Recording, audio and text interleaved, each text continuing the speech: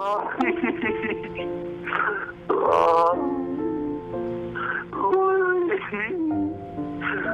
need Dad right now. I can't live without him. It's the worst year of my life.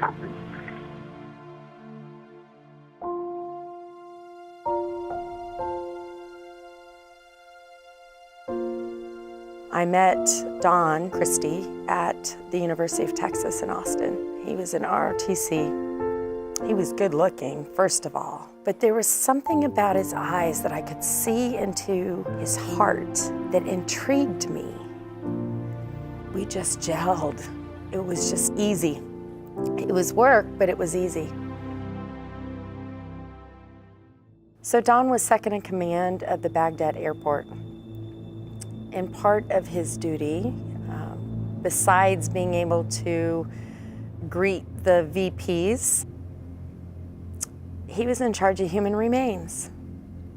And that took a toll. Remember when I told you about those eyes that were so intriguing? They had lost their luster. They had lost their luster.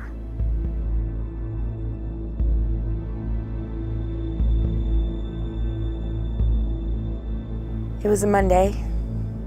10 years ago, I remember the faces. I remember the odors of that day. It's burned in my memory. So I was at a friend's house and my sons called me and said, "Mom, there's a police officer at the front door."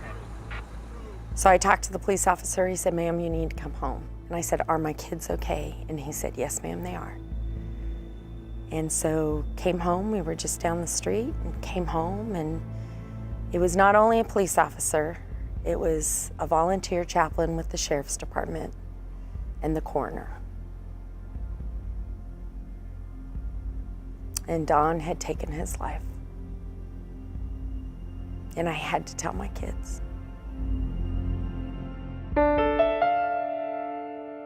I've seen the destruction. It's been 10 years since his suicide, and our family crumbled.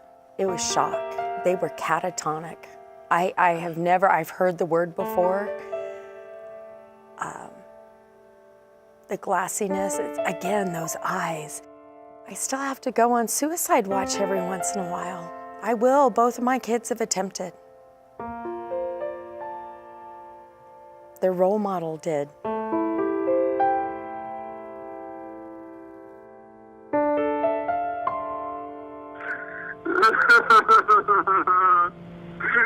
Mommy, I'm not okay. I'm not okay right now, Mom. I really need help. I really need help. I really need answer. Today marks 3 years since I've seen my oldest son. 1,095 days. And every chance I get to tell our story, it's healing for me, but selfishly, I'm hoping that he sees it, that he reads it, that he hears it. My cell phone number has not changed since 1999. That he will call just to let me know that he's okay. I need to know he's alive. I need to know he's alive.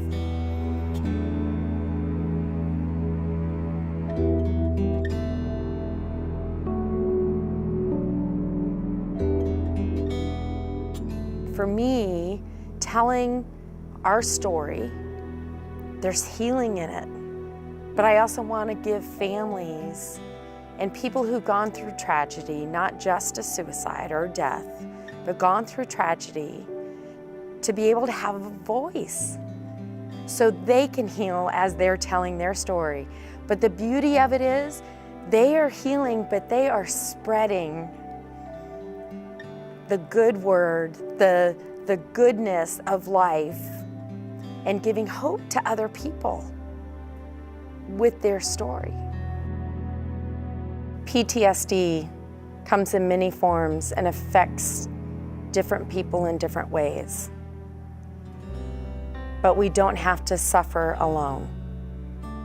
We can survive and thrive when we have help.